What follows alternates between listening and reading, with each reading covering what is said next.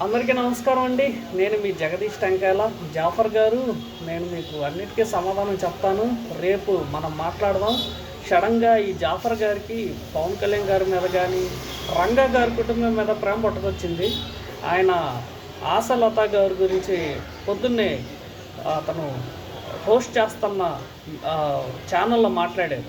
So తనకి నేను రేపు సమాధానం చెప్తా. అనగా రేపు రంగా గారు వర్ధంతి కదా, వైజాగ్లో మీటింగ్ జరుగుతుంది. ఆయన కొన్ని సందేహాలు వ్యక్తం చేశారు. ఆ ప్రతి సందేహానికి నేను సమాధానం చెప్తా రేపు. అండ్ ఇంకోటి కూడా, తను పవన్ కళ్యాణ్ గారిని మళ్ళీ రీక్రియేట్ చేద్దామని చూశారు. అండ్ ఆయన ఎలాంటాడో అందరికీ తెలుసు. ఆయన ఒక పార్టీకి కొమ్ము కాస్తా, నేను ఏ పార్టీకి కొమ్ము కాయలేదని మాట్లాడే రకం అతను.